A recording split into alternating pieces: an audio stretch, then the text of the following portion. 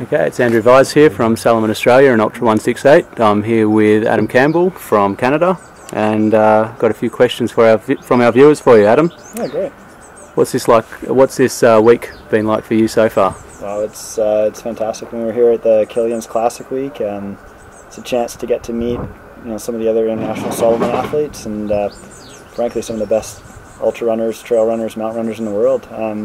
So it's a huge honor. And then we also get to meet some of the press and the shoe designers and other product designers for Salomon, and really it's a big, it's very symbiotic between all of us. I mean, there's been a lot of talk about the sport becoming more professional, and I think if it's going to be professional, we all have to work together.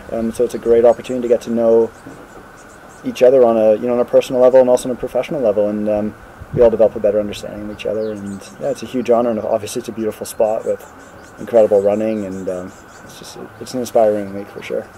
All right, for our viewers at home who may not have heard of you, I want you to list out your career running highlights, and you're not allowed to be shy. All right, I guess more recently I've been ultra running, and so I guess for the last 3 years. So last year I set a Canadian record for 50 miles in trail, around 5:44. Then later on that year I finished second at the CCC, the Courmayeur Champec Chamonix 100k race at the Tour de Mont Blanc race weekend. Then I finished third at the North Face Endurance Challenge in San Francisco at the end of the year. And then earlier on this year I won the Checkernut 50k against a pretty quality field in the US. It's put on by Chrissy Mole. It's a great race. It was where I started. It was my first ultra race actually, 3 years ago. And then earlier, back in May, I finished second at my first 100 miler, the Ultra Trail Mount Fuji, which is a beautiful race. It's a pretty good list of records and events. Now, your A race for the European summer is no doubt UTMB. Tell us about how your preparations for that are going. We're within 2 months to go now, so any nerves starting to kick in, or is it all focused from here? Well, I've actually got a bit of an IT band problem at the moment, so that's sort of primary focus. I mean, there's no point in trying to prepare for a race if you're injured, so I got to get that sorted out first, and then once that's sorted, I still have a really good base of fitness from the earlier part of this season. So take care of that little niggly thing, make sure it's gone, and then put in the hard miles. But there's no point starting a race as hard as UTMB if you have an injury. It's not worth it. I know I can run 100 miles. I'm there to compete, and you're not competing if you're injured. Cool.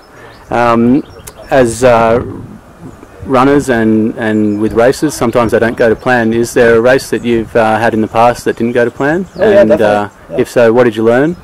Well, I guess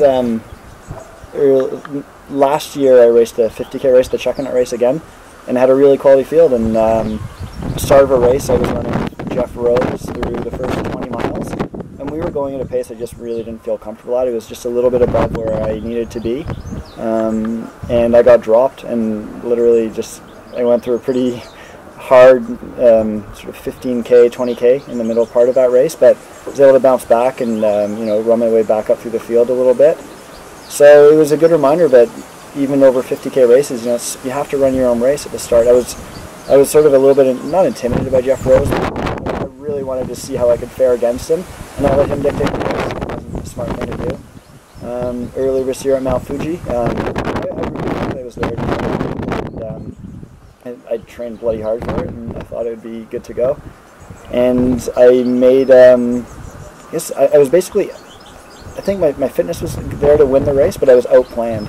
Julien Chaurier was a quality person and a very quality athlete. He's got a lot of experience over 100 miles, had a much better race plan than me, and he executed his race plan to perfection. He's an engineer, and he applied his engineering logic and mind to the race. And it's not necessarily the way I would do it, because I'm not an engineer, my brain doesn't really work that way. But I definitely learned some good lessons from him as far as having a better race plan and not winging it quite so much out there. Yeah.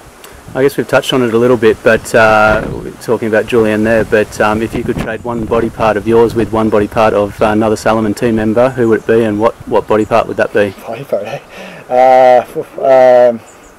Maybe I'd get, I don't know, Killian seems to have pretty big thighs, and they seem to propel him pretty fast along the way.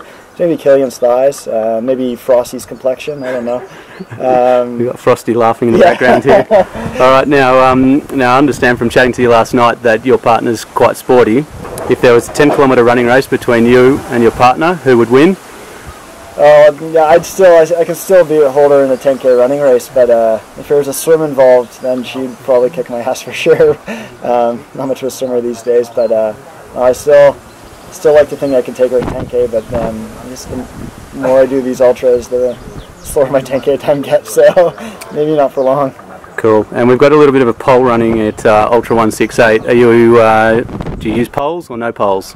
No poles mostly, but once again, Julien used poles in Mount Fuji, and he beat me, so maybe I should reconsider that. Okay, and any races in Australia that caught your eye?